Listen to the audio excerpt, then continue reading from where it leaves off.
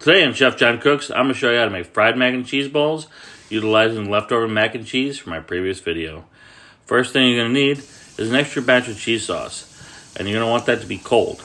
You're going to add it to your leftover cold pasta to make sure that it's extra cheesy and extra moist. The extra cheese sauce is going to help you to be able to mold this and to shape it into whatever shape you'd like.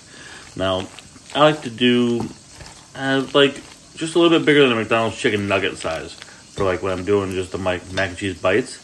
And I'll also do puck size. That's more like for like sharing. When I say puck size, I'm thinking like a hockey puck. Probably like 6 ounces or so. Once formed, I roll them in panko breadcrumbs and then I freeze them. From there, you can dip them in tempura batter and lightly fry them.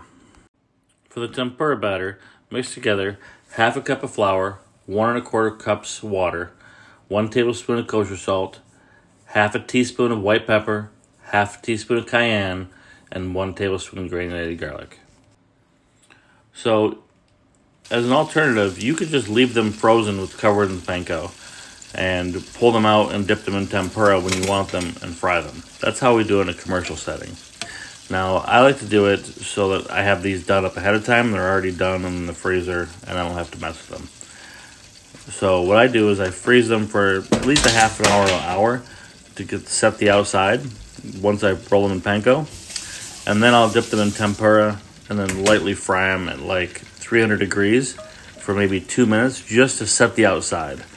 And really that's all you're trying to do is set the breading so that it stays in place. You can see here this is about perfect. Continue frying these and then allow them to cool before you put them in the fridge to get them cold.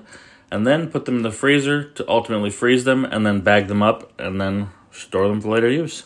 And you can pull these right out of the freezer and fry them right from the freezer at 350 degrees until they're done. Like all foods that we reheat, we always want to cook them to 165 degrees internal temperature. If you enjoyed this video, say thanks to Chef John's mom for requesting it. So thank you, Mom. I love you. Please enjoy.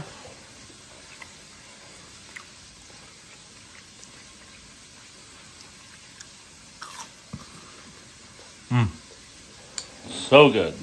Hope you enjoy.